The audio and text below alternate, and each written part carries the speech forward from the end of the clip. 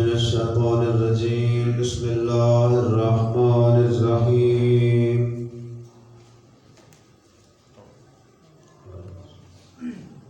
الحمد لله الذي هدانا لدينه الذي ارتضى وسبيله الذي اصطفى ونصرنا لما يوجب زلفة لديه والوصول إليه وأمرنا لأداء فرض الجمعات وما وجب علينا فيها من الطاعات وقسمه لأهلها من العطاء في يوم الجزاء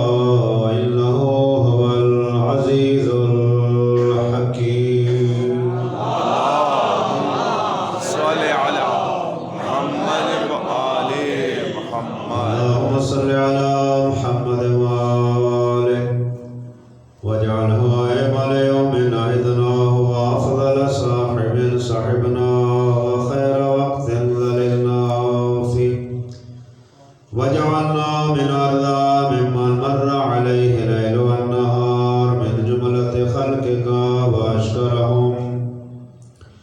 وأشكرهم لما وليت من نعمك وأقومهم بما شرعت من شرائعك وأوقفهم عما حذرت من نهيك على سائر خلقك في يوم هذا وساعة هذا ومستقر هذا وأشهد أنك أنت الله الذي لا إله إلا أنت قائم بالقسط عدل في الحكم رؤوف بالعباد وعنا محمدا عبده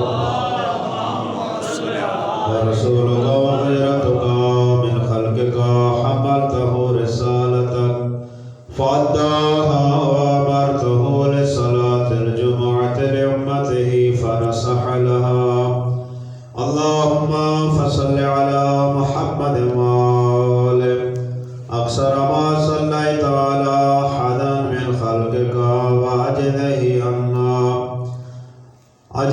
عنا فضلا وأكرم ما جزيت أحدا من أنبيائك إنك أنت العزيز الحكيم اللهم صل على محمد وآل محمد. برادران ایمانی، بزرگان وقار،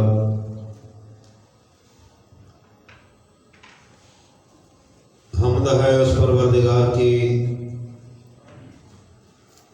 تمام تعریفیں اس پروردگار کے لیے کہ جس اللہ نے ہمارے دلوں کو نور اسلام اور نور محمد و آل محمد سے منور فرمایا۔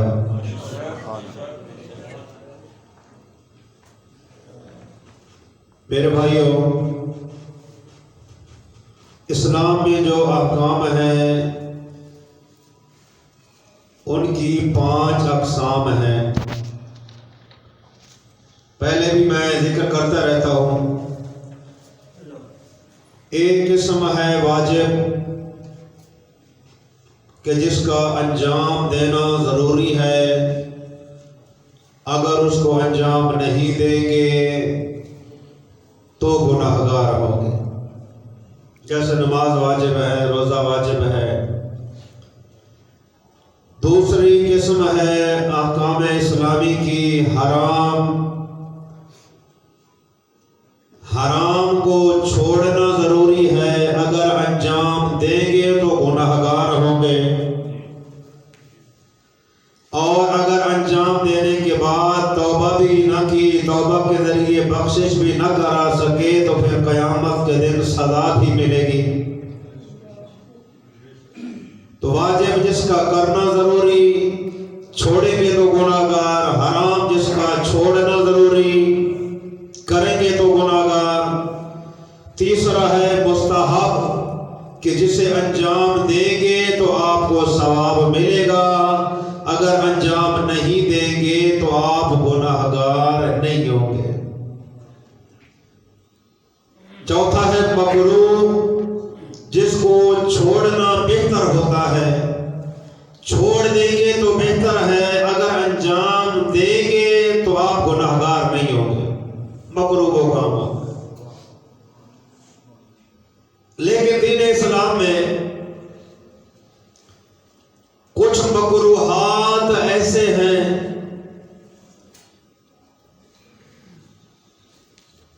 کہ جن کو انجام دینا گناہ تو نہیں ہے، چونکہ مکروہ کی تعریف ہی یہی ہے کہ جس کا چھوڑ دینا بہتر ہے، انجام دیں گے تو بندہ گناہگار نہیں ہوتا۔ لیکن چند مکروہات ایسے ہیں کہ ان کو انجام دینے سے اس دنیا میں جو اثرات ہیں انسانی زندگی پر، انسان حیران رہ جاتا ہے۔ کرنا ان کاموں کا مکروہ ہے، گناہ نہیں ہے، لیکن کریں گے تو دنیا میں انسانی زندگی میں اس کے اثرات پڑتے ہیں۔ مثال کے طور پر کھڑے ہو کر شلوار پہننا مکروہ ہے۔ اسلام کہتا ہے کہ شلوار پہنے بیٹھ کر پہنے۔ کبھی ایک کتاب ہے حلیۃ المتقین کا ترجمہ ہے تہذیب اسلام، اردو میں ترجمہ ہے، اس کا مطالعہ کریں، ہر شے کے آداب آپ کو ملیں گے۔ سونا کیسے ہے، چلنا کیسے ہے، جی آئینہ کیسے دیکھنا ہے، سلوار کیسے پہننی ہے، قمیض کیسے، یہ سارے احکام ہیں اس میں آپ کو ملیں گے۔ جیسے کھڑے ہو کے شلوار پہننا مکروہ ہے، گناہ نہیں ہے، بہتر ہے کہ بیٹھ کے پہنے۔ کھڑے ہو کے پہنیں گے تو گناہگار آپ نہیں ہوں گے، لیکن اس کا اثر کیا ہوتا ہے؟ پیغمبر فرماتے ہیں اس بندے کے رزق میں کمی آ جاتی ہے، اس بندے کے رزق سے، مال سے برکت اٹھ جاتی ہے جو کھڑے ہو کے شلوار پہنے۔ کچھ کام ایسے جیسے رات کو گھر میں جھاڑو دینا، اس سے برکت ختم ہو جاتی ہے۔ موم بتی یا چراغ کو منہ سے پھونک کے ذریعے بجھانا، رزق میں کمی ہو جاتی ہے۔ جی اسی طرح جیسے امامہ ہے ہم علماء لوگوں کا، امامے کے لیے ہے کہ کھڑے ہو کر اس کو باندھیں اور کھڑے ہو کر سر پہ رکھیں۔ اگر بیٹھ کر باندھیں گے یا بیٹھ کر اس کو سر پہ رکھیں گے تو یہ مکروہ ہے، اور اس کے اثرات اسی طرح ہیں جو رزق میں کمی کے اسباب ہیں، ان میں یہ چیزیں شامل ہیں۔ چھوڑیں گے تو بہتر، کریں گے تو گناہگار نہیں ہوں گے، لیکن کچھ مکروہات ایسے ہیں کہ ان کے اثرات بڑے غلط ہیں دنیا میں۔ کھڑے ہو کے پیشاب کرنا، پانی کے اندر پیشاب کرنا، بعض لوگ نہروں میں نہاتے ہیں، دریا میں نہاتے ہیں، تو وہیں پہ کئی لوگ جو ہے وہ پیشاب کر دیتے ہیں، تو یہ مکروہ ہے۔ اور صرف مکروہ نہیں ہے بلکہ مکروہ کے ساتھ ساتھ اس کے اثرات یہ ہیں کہ برکتیں اٹھ جاتی ہیں، مال جو ہے وہ کم ہو جاتا ہے۔ کئی بندے ایسے ہوتے ہیں دولت بڑی ہوتی ہے، وہ کہتے ہیں ہماری تو غربت نہیں ہے، لیکن اس میں برکت نہیں ہوتی۔ لاکھوں کے ہوتے ہیں، آتے ہیں، پتہ نہیں چلتا، کوئی بیماریوں پہ لگ گئے، مقدموں پہ لگ گئے، کوئی کیسوں پہ لگ گئے۔ صلوات بر محمد والے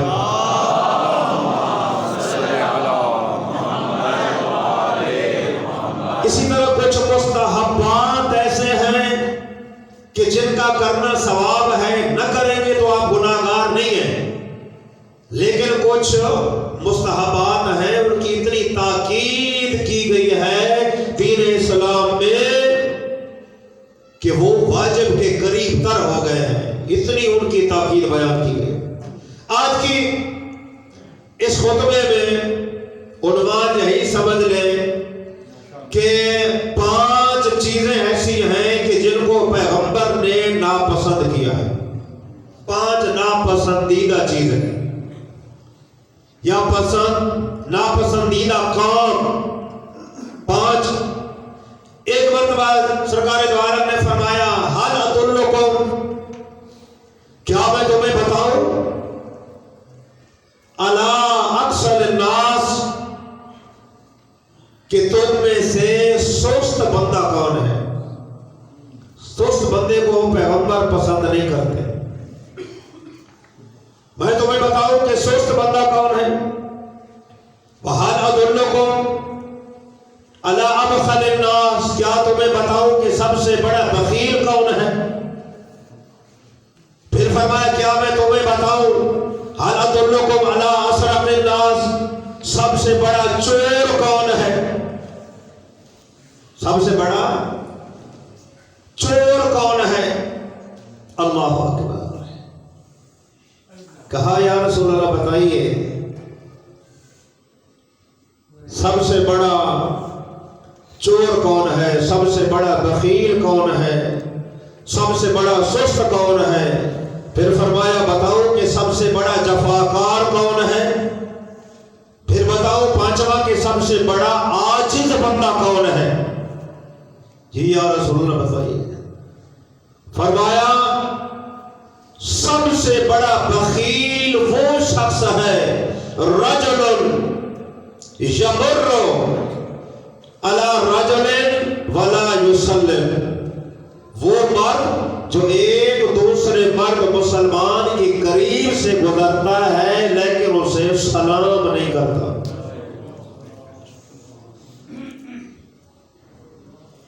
मुसलमान के करीब से गुजर जाता है लेकिन उन्हें सलाम नहीं करता। फरमाया ये सबसे बड़ा बखील शख्स है। बल्कि सलाम के बारे में सरकार ने फरमाया कि इमाम जाफर सादिक अलैहिस्सलातु वस्सलाम की हदीस है,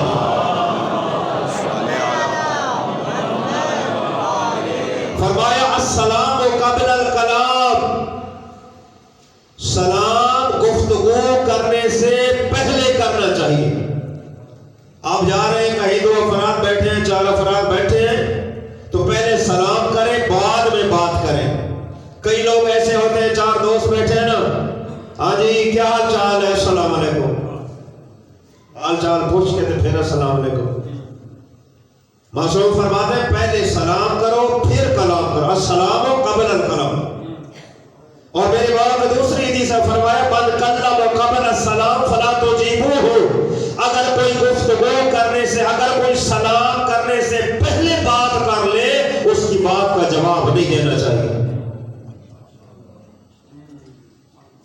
हफ्ता सलाम करे, सलाम से पहले जो है वो बात कर लेता है, फरमाया फला तुजीबूहु, उसको जवाब न दो। सलाम करने का पता है बात नहीं किया, बात मुस्तहब ऐसे है कि उनका वाजिब से भी ज्यादा सवाब मिलता है। उनमें से एक सलाम करना है। सलाम के बारे में फरमाया कि जो शख्स सलाम करता है, सलाम की है 70 नेकियां। सलाम करने वाले को जो पहले सलाम करेगा 69 नेकियां अल्लाह उसे अता करेगा। जवाब देना वाजिब भी है लेकिन जवाब देने वाले को एक नेकी अता करेगा। इसीलिए हुक्म है कि सलाम में पैर करो और नेकियां कमाओ। पैगंबर इस्लाम की आदत थी कि वह सलाम में हमेशा पैर करते थे, बच्चों को सलाम करते थे, बूढ़ों को सलाम करते थे, जवानों को, किसी को सलाम में पहल नहीं करने देते थे। एक दफा एक सहाबी ने सोचा कि आज मैं कोशिश करूंगा पैगंबर को मैं सलाम करूंगा, पैगंबर को पहल नहीं करने दूंगा। पैगंबर आ रहे थे, सहाबी जानता था आगे दीवार है, दीवार के इस तरफ पैगंबर ने मुड़ना है। वो सहाबी दीवार के उस तरफ छुप के खड़ा हो गया, जैसे पैगंबर इधर आएंगे तो मैं फौरन सलाम करूंगा। बस पैगंबर उस मकाम के करीब आए और पैगंबर ने फरमाया दीवार के पीछे छुपे हुए सहाबी अस्सलाम वालेकुम।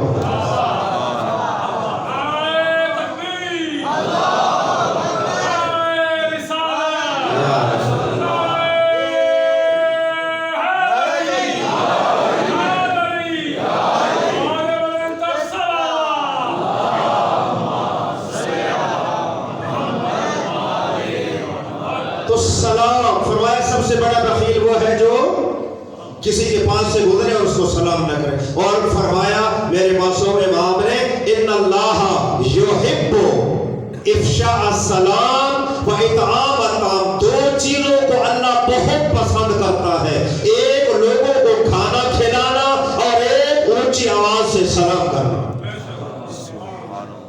लोगों को खाना खिलाने से बरकतें होती है। अगर जिसको खिलाए वो गरीब है तो फिर तो और ज्यादा सवाब होगा जी। وقت بھی تیزی سے چلا جاتا ہے. دوسرا فرمایا هل أدلكم على أشرف الناس، کیا میں تمہیں بتاؤں کہ سب سے بڑا چور کون ہے؟ آپ سمجھیں کہ پتہ نہیں شاید کوئی ڈاکے مارنے والا، یہ امیروں کے گھر سے مال لوٹنے والا، یہ بڑے بڑے لوگوں کے چوریاں کرنے والا. فرمایا بتاؤ کہ سب سے بڑا چور کون ہے؟ جی یا رسول اللہ ذرا بتائیے. فرمایا سب سے بڑا چور وہ ہے جو نماز میں چوری کرے. اللہ اکبر. سب سے بڑا چور وہ ہے جو نماز میں چوری کرے. سجدے میں سر رکھتا ہے سبحان ربی العالی و بحمدہ، یہ بھی سکون سے نہیں کہتا، ابھی اعلیٰ نہیں کہتا، سر اٹھاتے اٹھاتے اعلیٰ کہتا ہے. فرمایا یہ نماز کے ارکان میں چوری کرتا ہے. جب آ گیا ہے مصلی عبادت پہ تو کم از کم سکون کے ساتھ تو مالک کی تعریف کر لے. جی تھوڑے سے وقت کے لیے آیا ہے، ذرا سکون سے سجدہ دے، سکون سے رکوع، سکون سے ذکر خدا ادا کر. اور فرمایا ایسا شخص ہے نماز میں چوری کرتا ہے جیسے میلے کپڑوں کو لپیٹا جاتا ہے جلدی جلدی، ایسے نماز کو کلوز کر لیتا ہے. نماز کے ارکان میں چوری کرتا ہے. پورا نفس ادا نہیں کرتا، سر اٹھا لیتا ہے. پورا نفس ابھی ادا ہوتا نہیں سامنے اللہ، اٹھتے اٹھتے پورا کرتا ہے. سکون سے پروردگار کی عبادت کریں. 3 مرتبہ سبحان ربی العظیم سبحان ربی الاعلیٰ کہنا مستحب ہے. نہ کہیں 3 مرتبہ، 1 مرتبہ کہیں لیکن سکون کے ساتھ کریں.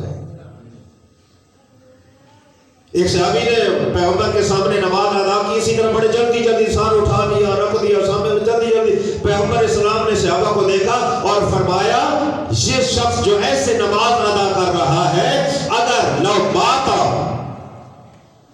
لو باتا ہارا وصلاتہ ہذہ، اگر یہ اسی حال میں مر جائے کہ اس کی نماز ایسے ہے، فرمایا یہ میرے دین پر نہیں مرے گا. لباتا علی غیر دینی، یہ میرے غیر کے دین پر مرے گا جو ایسی نمازیں ادا کرتا ہے. کیا میں تمہیں بتاؤں سب سے بڑا سست کون ہے؟ جی یا رسول اللہ. فرمایا سب سے بڑا سست وہ ہے جو فارغ بیٹھا ہے، کوئی کام ہی نہیں ہے لیکن اس کی زبان خاموش ہے، وہ ذکر خدا نہیں کر رہا ہے. فارغ بندہ بیٹھا، فارغ بیٹھا، گھر سے چل رہا ہے، جی کوئی کام نہیں آ رہا ہے لیکن زبان خاموش ہے. محفل میں بیٹھا ہے، یہ خاموش بیٹھا ہے، کوئی اور باتیں کر رہا ہے. گھر میں بیٹھا ہے، کوئی کام ہی نہیں ہے، خاموش بیٹھا ہے، فارغ، کوئی کام ہی نہیں ہے. فرمایا خاموش بیٹھنے سے بہتر ہے ذکر خدا کرو. کیا میں تمہیں بتاؤں سب سے بڑا سست کون ہے؟ جو فارغ ہو اور ذکر خدا نہ کرے. کیا میں تمہیں بتاؤں سب سے بڑا جفاکار کون ہے؟ سب سے بڑا ظالم کون ہے؟ ظلم کرنے والا. جی یا رسول اللہ. فرمایا جس کے سامنے مجھ محمد کا نام لیا جائے اور مجھ پہ درود نہ بھیجے.